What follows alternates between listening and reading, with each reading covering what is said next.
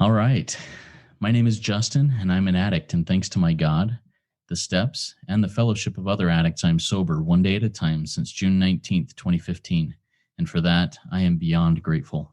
Welcome to the RICO 12 speaker meeting. We are an organization whose addictions include alcohol, drugs, lust and sex, food and gambling, just to name a few. We come together from all places, faiths, and backgrounds to learn the similarities of addiction and to gain tools and hope from others who are walking a similar path. We invite recovering addicts with at least 1 year sobriety and who are actively working their recovery in their respective fellowships to share their experience, strength, and hope in a live Zoom webinar each Friday at noon Central Time for 20 to 25 minutes. Then we, the live audience, get the opportunity to ask questions of the speaker for another 20 to 25 minutes. In order to ask questions, if you're here live, please type them in the Q&A link at the bottom of your Zoom window. If you are hearing this meeting in recorded podcast form and would like to participate as a live audience member in the future, please go to www.reco12.com, that's RECO12.com, to learn more and submit your email address to receive weekly invitations. A quick side note, and something I'm excited to share, RICO 12 this week just passed 10,000 downloads in 54 countries around the world this last week. And according to listennotes.com, I got to give myself a little ego boost here. RICO 12 is in the top 5% of all podcasts worldwide. The growth is really neat to witness, and I'm really grateful to God for that growth and what's going on, what he's doing with this. Thank you all for sharing and listening. It's really cool. RICO 12 is a self-supporting service, and we appreciate your help in keeping it that way. We gratefully accept contributions to help cover the costs of the Zoom platform, podcast platform, web hosting, and administrative costs. To contribute, you can go to reco12.com/support, or you can click the link to PayPal, which I'll post in the chat here of the meeting when we get going. When you contribute, please specify the meeting number.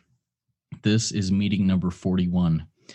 Last week's meeting was with Anita O, and she shared a powerful story on her experience with her higher power in meetings, as well as some powerful personal background that brought lots of perspective to me. If you missed that one or any of the other 40 meetings we have done so far, you can go and listen to them on any podcast platform you choose. Speaking of podcast platforms you use, if you find value in RICO 12, please go and rate and review it now. Also, please feel free to share it with any of your recovery network that may benefit from it. It helps us work our 12th step by carrying the message of recovery to more addicts who suffer. One more word about our speakers before we introduce today's speaker. When we line up a speaker for a meeting, we ask them to seek guidance on what and how to present so that they can reflect the light they have been given. That light will inspire hope, meaning, worth, and growth in us, the listening audience. Now, let's introduce our guest speaker for today. In his own words, my name is Heston, and I started using alcohol and drugs at a very young age, which continued on for decades. I'm now going on 8 years clean and sober. Awesome. And I have a good life. I'm a realtor and a professional and a father to 6 kids. My life is all based on God, family, and serving wherever I can. I have peace. And the title and topic of today's talk by Heston is Hope. Take it away, Heston. The floor is yours. All right. Thank you, Justin. I'm excited to be here. I haven't shared my story. I was just telling my wife I haven't shared my story in a while. And I used to go everywhere and share my story. Like I spoke in 50 to 70 churches all over. And I had a radio show for almost 2 years. And I always shared it. But it's been, I bet, about a year. So it's kind of cool to be reminded. Little inventory check, I guess I should say. So thanks for the opportunity, Jeff. So my name is Heston. I'm an addict. Drugs and alcohol, my go-to. The only addictions I have right now are basically sunglasses and Converse shoes. I like a Diet Mountain Dew too. But if those are the biggest problems I have, we're all right. So I guess I'll just get started where I started. I was about 14 years old is where I narrowed it down when I did my 4th step. And when I started into testing and peer pressure and I was a popular kid. I was just the littlest guy. I still am little. My wife's way bigger than me, taller than me. She'd kill me if I said bigger. But so I was very good at sports. Always the best in any age group until about 12, 13 years old, and everyone out started to outgrow me, and they got faster, bigger, and stronger, and Heston didn't grow, and he couldn't keep up, and so as my friends would go to their practices and stuff, I had to find a way to um, find new friends, and what I did to be accepted was went with a little bit rougher crowd. Uh, and they were accepting, and I don't think they did it on intent to say, "Come on and drink with us." It was just, they accepted you. That's what they do. That's how we get uh, into those. And who doesn't want to be accepted? First off, if I talk weird, it's because I have a tooth. I have a flipper tooth, and so that's my Heston. I've got all my teeth are rotten, so they're all crowned. This one was a crown and it broke, so I've got an implant being put in about 2 weeks, or no, 2 months. So if I look weird, that's why. But that's what drugs do. Your nutrition and stuff, it eats away on your whole life consequences. So I got, started drinking a little bit, and then it moves to drinking and smoking cigarettes and uh, usually just on the weekends. Um, my parents owned a bar when I was younger, so kind of was okay. Like at family events, it was all right to have a beer with my family at a very young age, and uh, my parents would probably.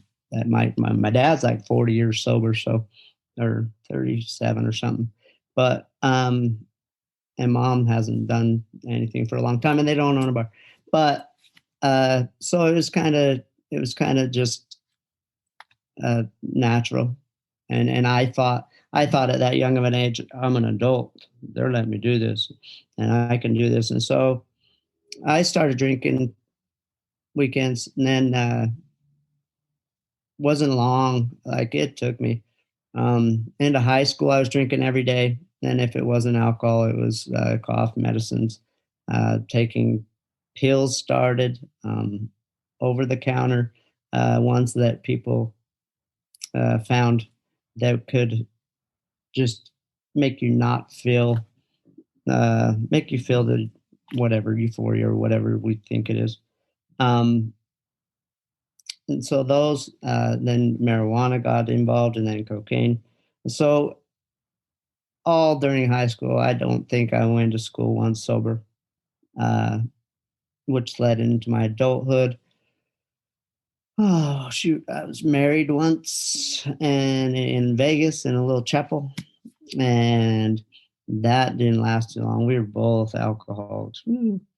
Um, so maybe a year and a half we lasted, and then after that, I experienced my first bankruptcy. Filed Chapter 7. Lost a couple jobs along the way. Um, Drinking on the jobs. I started selling cars because it was accepted to drink on the job. And so, I'm a survivor. I'm going to find what's going to enable me. And that lifestyle did.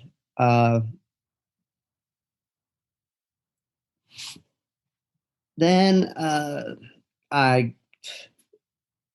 I got with a lady that uh, had any pill you wanted and bags of them.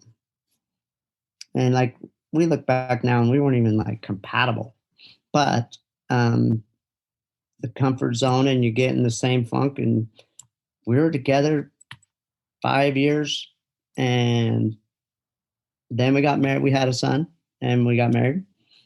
And that was my second marriage. And we lasted, I think we gave it a good run, like 11 years total from dating to, well, not really dating, just hanging out. And then, oh, let's get married. Might as well. We have a kid.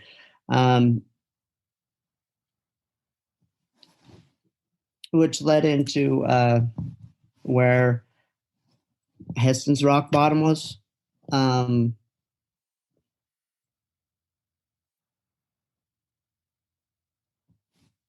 ended up losing our house. Two of our kids that were I still talk to today. It took a long time, but they're my sons, and they call me dad. They're 22 and 20 yesterday. But she lost them to her mom, and we had our son together. We lost our house, and I found myself. We broke up along the way. Then I found myself living in a hotel room with my son, because I had taken my son because she wouldn't quit the drugs, and she would test dirty, and I could just do alcohol. I had it down to a system where mine was acceptable, and I'm taking my son. And so I had my 7-year-old son at the time in a hotel just off the freeway in Ogden, Utah. And we were there like 9 days, and I got him to school, I think, twice.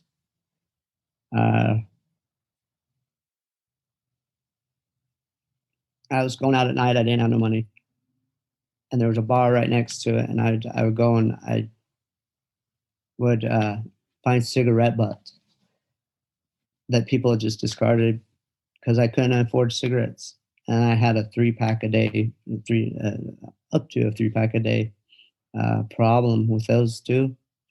I don't know what it was. Well, I know what it was.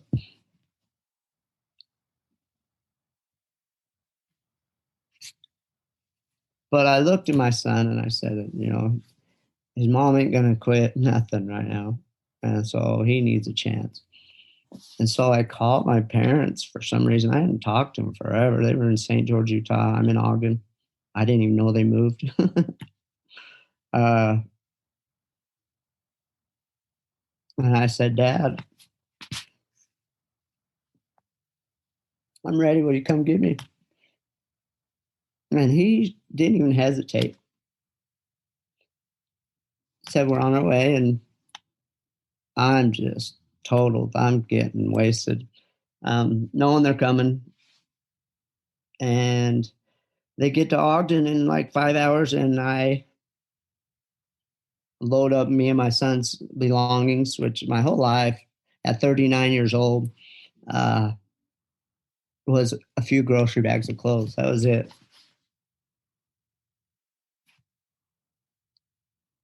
And we got in the car and drove to St. George, and we had to stop like every half hour for me to puke. My son, I remember him clear as day still. He said, Grandpa, why is Dad puking red? And I was sick. I weighed 95 pounds. Like I said, my whole teeth were just eaten. They still are on the bottom. I need work. It's expensive. But got to St. George and had no plan. I think I was just trying to get my son with someone that was safe. And I didn't care what happened to me. I wasn't suicidal at the time. I was just hopeless, and I didn't care if I died. Thought it'd probably be better, but I'm not going to just go and take my own life.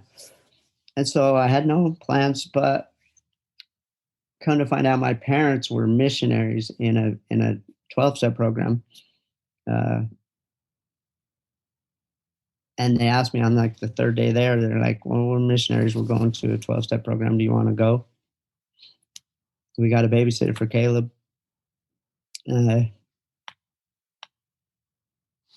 I don't want to go, but I said, I'll go. At this point, I'm shaking. DT's freezing, and it's like April in St. George, which is like 80. Go there, get to this church house, and I smoke a couple cigarettes in the parking lot. My poor parents, they're probably looking around like, does anyone notice? I hope they don't see my son smoking in the church parking lot. Which they were so loving. They accepted me because they knew if they had told me don't smoke in the parking lot, I just tell them to piss off, not go to the meeting. Well, I was as selfish as anybody. So I got in this meeting, and that's where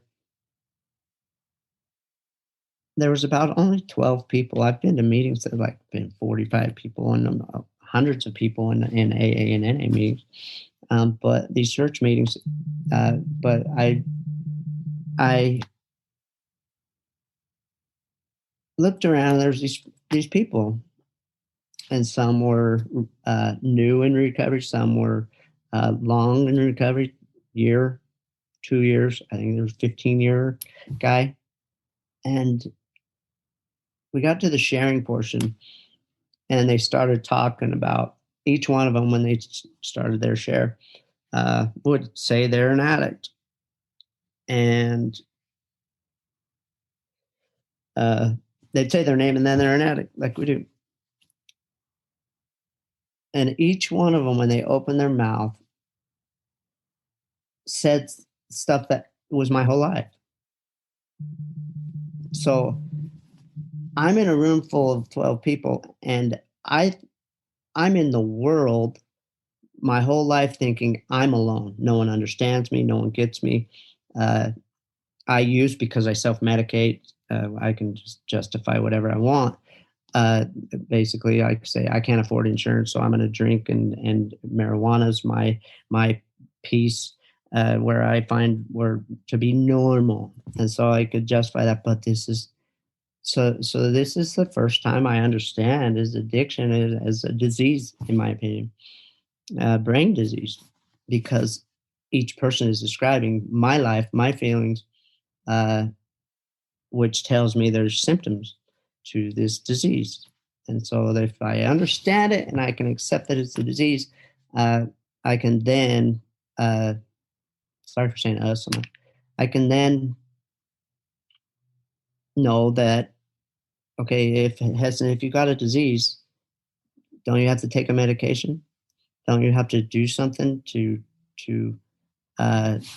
maintain, to be normal? And I found out real short that the 12 steps was my medication.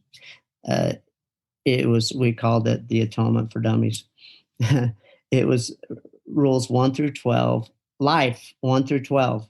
So Heston's life, with no direction, no nothing, finally got direction in numbers 1 through 12. I could figure out, if I worked the steps in order and actually put pen to paper. If it said to pray out loud, I prayed out loud. I was that tired. If there was 30 steps, I would have done them. That's how tired I was. But I got hope in that meeting. And I still talk to some of the people that were in that meeting. They tease me because I would go to the meetings like 6 days a week because I didn't go to rehab. That was how I knew I got sober, but I wore the same clothes like every meeting. And we became friends, and they'd laugh at me. Me and my wife would laugh at you, saying, man, doesn't he have any other clothes? And I don't think I did. But slowly I put one foot in front of the other. Just me and my son. We moved out, got ourselves a little 2-bedroom house, started living a life, got a job at a gas station, and I didn't make a ton of money, but I was the happiest I'd ever been because I had a mindset going into it. I'm willing to try stuff new, and money to me doesn't matter. I actually hate money. I told my wife when we were going to marry, says, I'll make money. I'll give you money. I don't want to deal with it. I don't want to deal with it. I hate it. But yeah, I just put one foot in front of the other, went to meetings, got a support group, friends, because I inserted myself into the community that helped me. And I prayed to a God that I had been baptized in a lake once. I had been to every church, but this one finally made sense to me. And so it was good for me. Heston, I had guidelines and boundaries I couldn't cross. I could. It's a choice, but they had a higher way of living, and I liked that because it gave me something to set. It almost got me in trouble though. It almost got me divorced because I was too letter of the law, and my family's like, "Golly, we can't even breathe on Sunday or something." And so we have fun now. I've relaxed quite a bit, but so 2 years go by. I didn't date because I couldn't get divorced from my son's mom because we couldn't find her.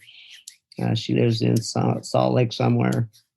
We did every kind of motion with the judge. He wouldn't give up for custody and of my son, and we finally did a notice via publication. And like 2 months later, my attorney, I hadn't talked to her never. I just didn't even think nothing was going to happen. But I got full custody and physical.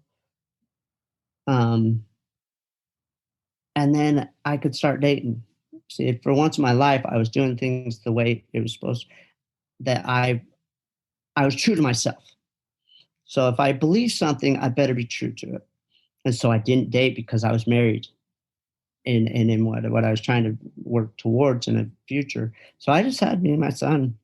It was the best thing that ever happened to me. It was lonely. It sucked. But I learned how to do laundry. I learned how to understand and love Heston. And in turn, my wife moved into the neighborhood and into my church, and she wasn't even a churchgoer, but we were together 51 days and we were married, and we've been married 6 years now.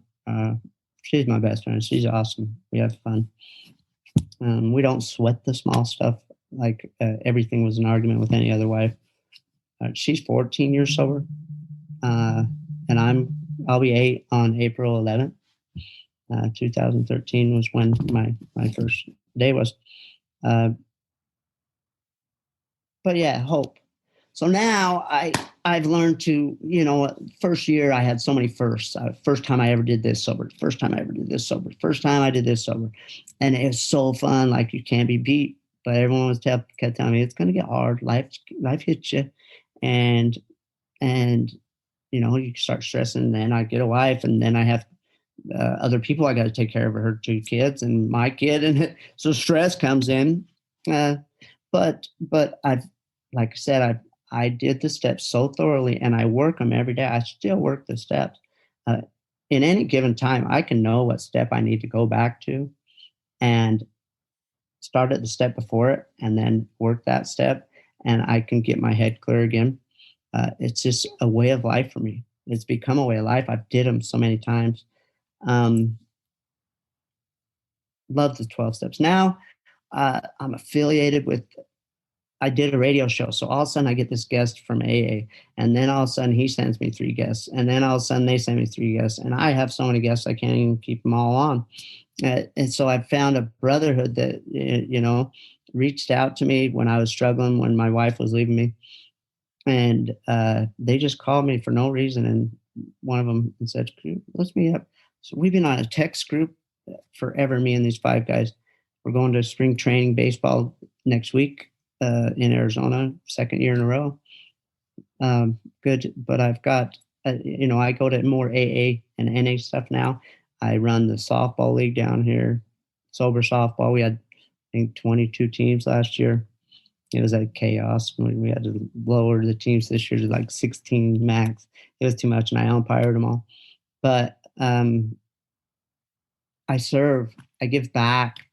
It's a way of life for me. The 12th step is everything to me, and it kind of bugged my wife for a little bit because so I had to learn to serve her too instead of everyone else and feel good about myself but neglect my household. But life's good. Heston now golfs. I used a cane my last 2 years of my addiction. A cane everywhere I went. Couldn't walk. Thought I was going to be on disability. I now take my boys, my 15-year-old and 14-year-old, to the gym at 6 a.m. every other day. And then the other day is my pickleball morning at 6 a.m. And so I'm up early. I live life. I golf. I play softball. I love the sun. I love the outdoors. We hike. I'm very active and I don't like to sit down around. I'm like an ADHD weirdo, but life is good. I have no, I would listen to these people in the meetings and they'd say, and you can stop me whenever we're done, Justin. I can talk forever, I'm sure. 3 or 4 more minutes and then we'll move over to the Q&A. Sounds good. So yeah, people would say in these meetings, I'm grateful for my addictions. And I thought, this crazy SOB, he's out of his mind, Why would he be grateful for all that struggle and all that? And I finally, when I've shared it, I'm a grateful recovering addict. It's the best feeling in the world because I'm grateful for my addiction. Because if I didn't go through the wallowing in the mud, losing everything, the struggles I had, I see people that didn't struggle much in their lives and they're doing great, but I don't see that they have peace. I think people, if they ask, what do you want most in life? They'd say peace. And I have peace because I've been to hell. And I'm blessed to be in heaven every day.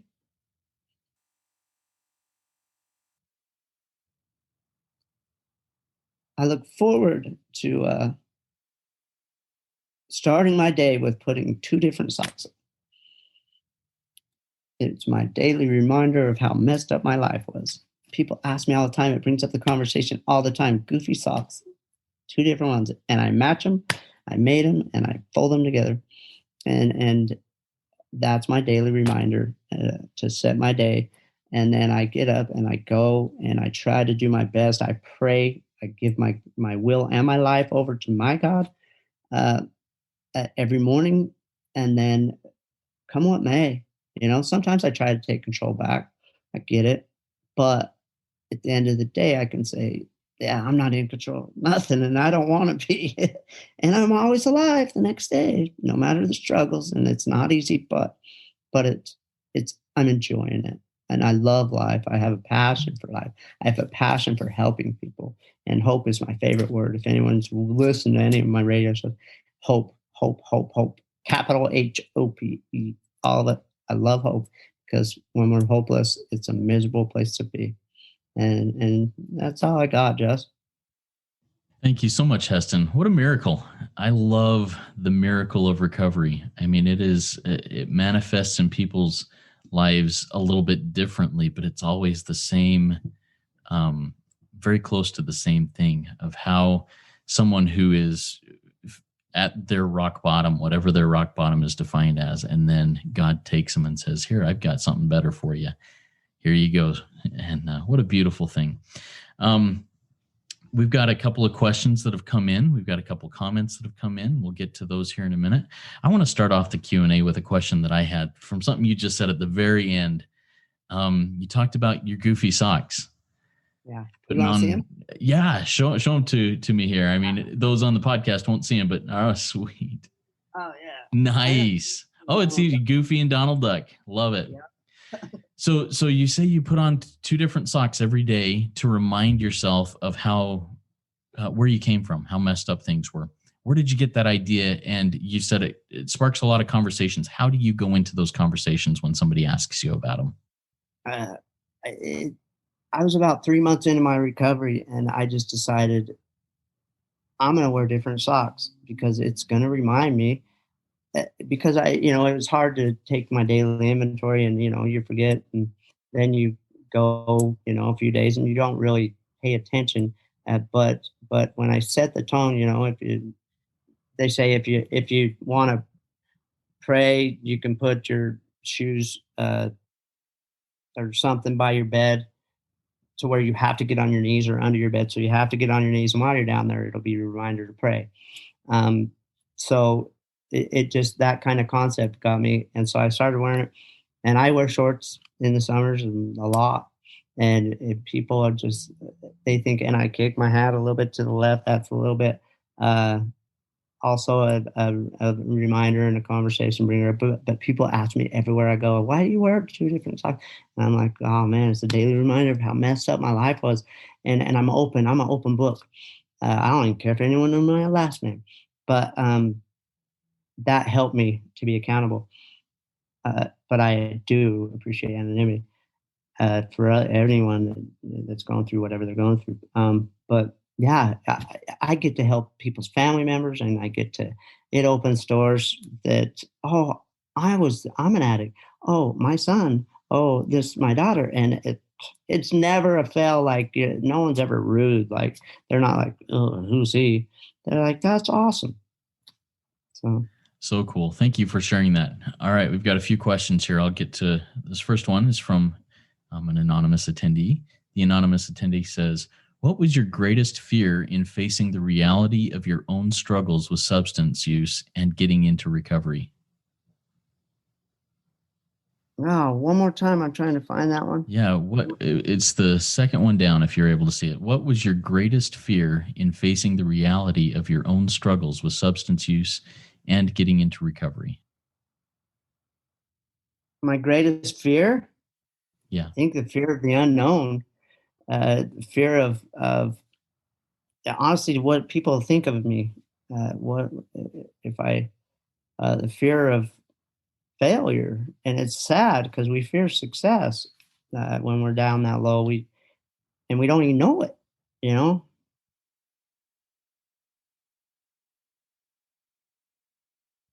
fear of going to the rooms and not knowing anyone and just being uncomfortable in your own skin.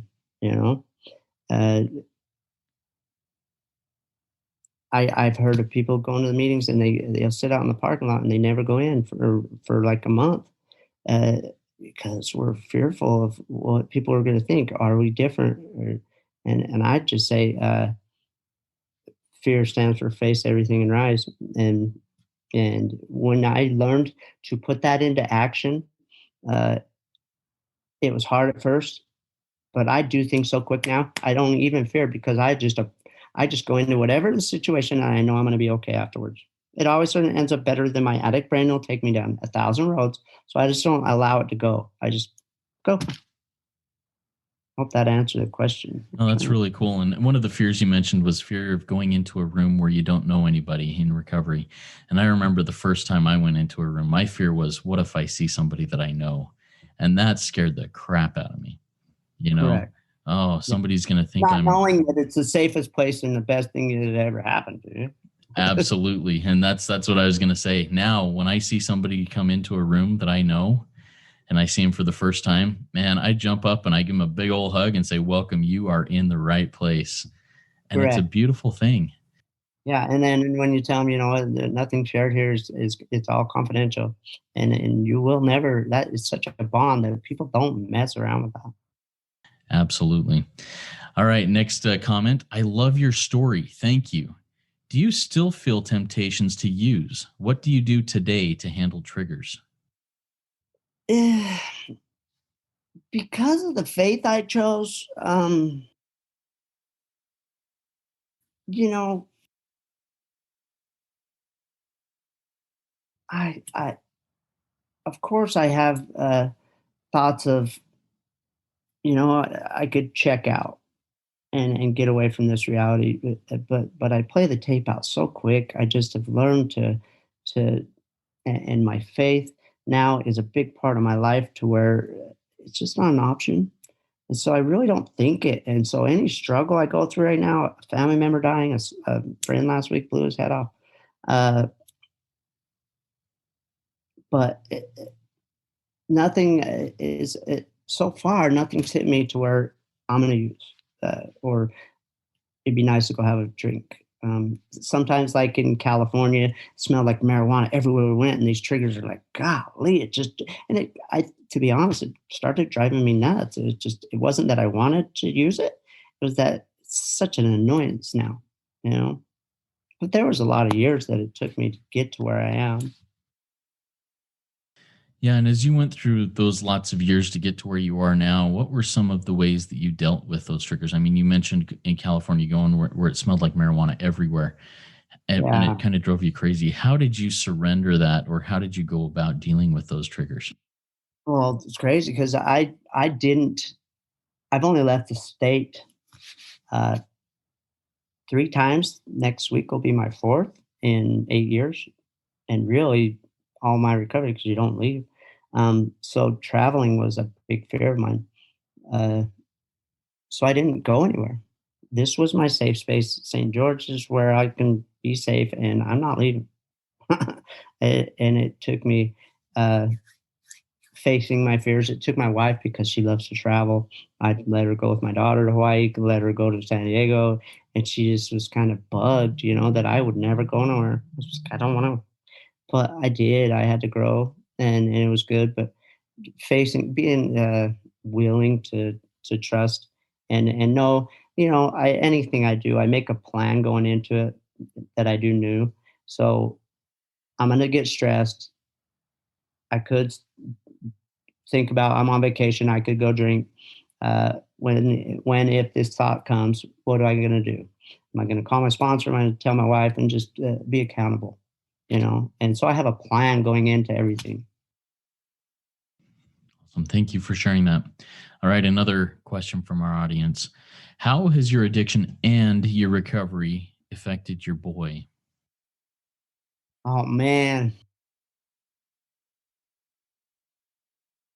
I think he was 7. He's like our peacemaker. It's crazy how good of a kid I got. I don't know how I got a good kid like that. He like does everything right. It's weird, but I think it was us living together 2 years and just learning how to be uh, together. And so he's like, I had people over at my house every night, any week, smoking drugs, doing stuff, police over all the time, domestic violence crap, And at 7 years old, I don't. He we try to be open with our kids and we talk to them. We're very blunt about our past, age appropriate, of course. But he, I think, because he saw the change in me, it seems like when you're a living amend, because I got to apologize to him in my fifth step, but it seems like when you're a living amend and they see how happy you are, it's easier on him. Like he doesn't check back into that. That's really cool. Good blessings in that. Um, you Heston, you lost a lot due to addiction throughout your life. You talked about jobs. You were basically living in a hotel. All your belongings fit in a few uh, grocery bags and everything else. And you lost marriages and all sorts of other things that you shared with us. How, and you shared kind of your rock bottom and how that happened. How can someone recognize rock bottom and make a choice then? Is there like a magic wand that can be waved that says rock bottom, now I'm going to make the choice? What's your experience with that? My experience is I have a lot of sponsees and rock bottom. Some people think they're at their rock bottom and they can. Boy, does that hole can get a lot deeper. uh, so rock bottom just comes, I think. Uh, they say jail is institution or death in our situation, and sometimes going to jail scares them. I didn't need jail, like to get me to my rock bottom, but some people need that. Uh, uh,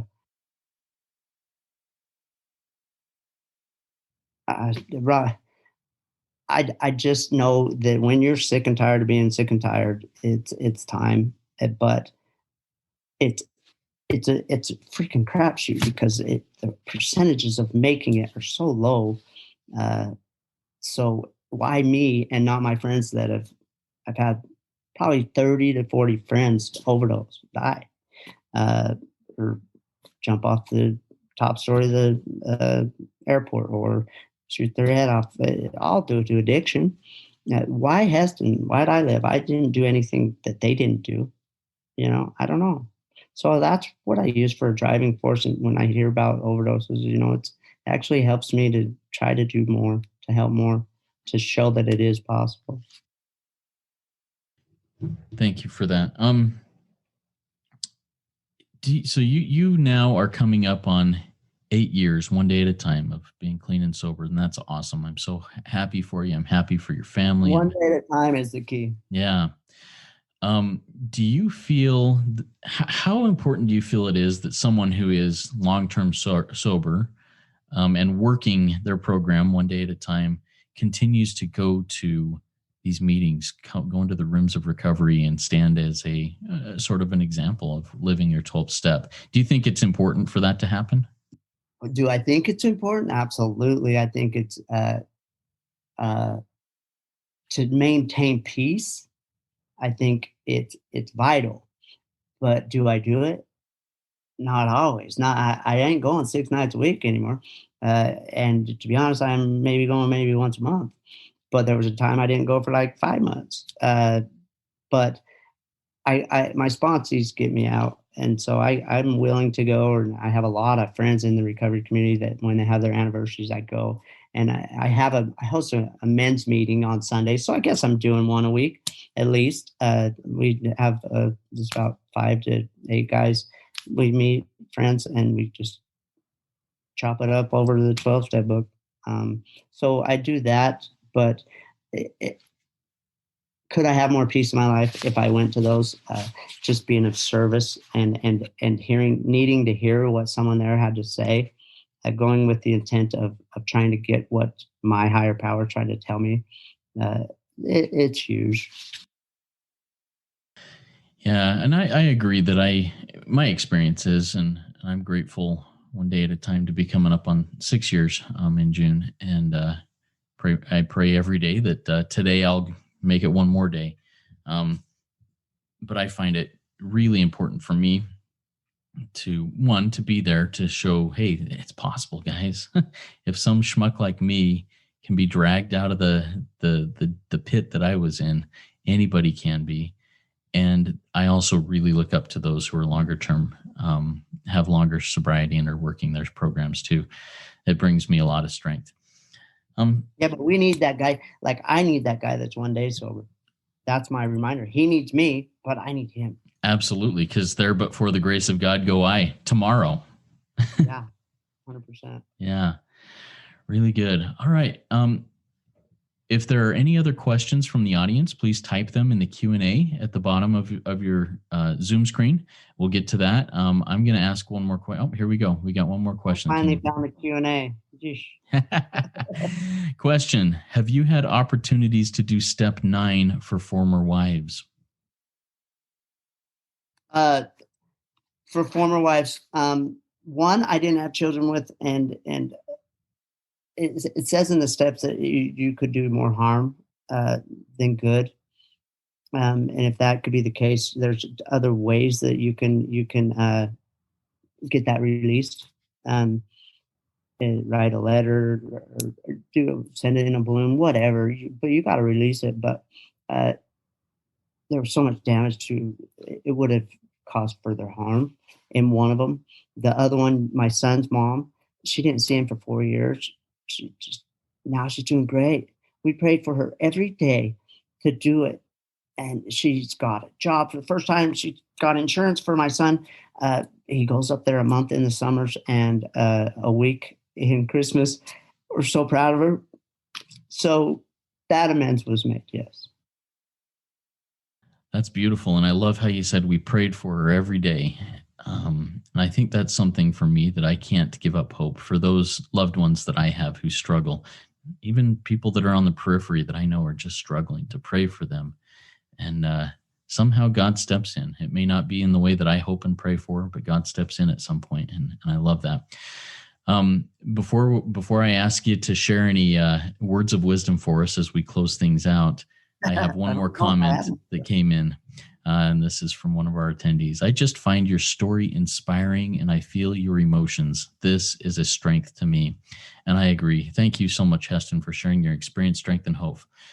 Before we start into the close down of the meeting, do you have any final words of wisdom that you'd like to share with us?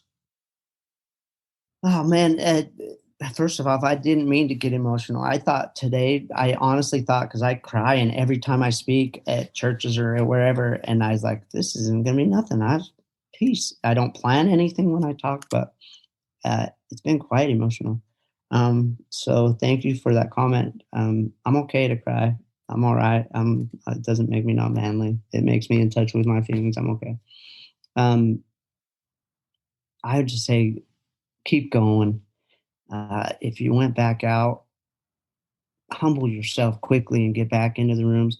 You didn't fail. You didn't lose everything that you learned already. People like, I lost all this time, but what'd you learn? You learned how to identify what would make you go, what got you there. And so now you can plan better the next time to not allow yourself to get that far to where you do. So I would say forgive yourself, be kind to yourself, talk good to yourself, look in the mirror and say, I'm awesome. Awesome. Hope. Love it.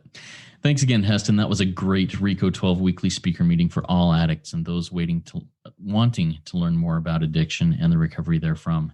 If we didn't get to your questions, if you have any other questions here in the audience or out in podcast world, please go to www.rico12.com/forum and join in our community and ask those questions and answer other questions that may come up. I invite the audience to come back next week. And if you haven't yet gone to rico12.com to submit your email address, you only need to do it once to get on the invitation list. So you can join us each week live at Friday at noon. Do so. We're booked out with guest speakers into July and August now, and I'm real excited and happy about that. What an amazing thing that is happening with this service. Thank you all for sharing RICO 12 with your recovery network. It's doing some really good things for a lot of people. We're all working our 12th step. Next week, our guest speaker will be Rivka R., and Rivka will be speaking to us on a great topic that I didn't write down, so I don't have it on the top of my head right now, but it will be good. Heston has elected to have us launch off into the rest of our day with a prayer from the heart that he will be saying. How about it, Heston? All right. Our most awesome and amazing Heavenly Father, I thank you for this opportunity to help hopefully just one person, if it be thy will. Otherwise, it probably helped me.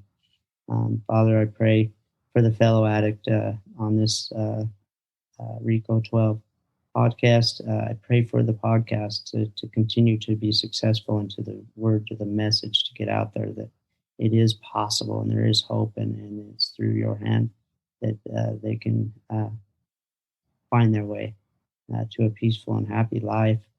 Father, we ask at this time that would bless the struggling addicts still suffering, that they could be prompted and act upon those promptings to get to a meeting, whatever meeting it is, whatever higher power they find. We pray for them in the chaos they're in, and pray for those in recovery. And say this in the name of Jesus Christ. Amen. Amen. Thank you, Heston. Everybody keep coming back. It works if you work it. So work it. You are worth it.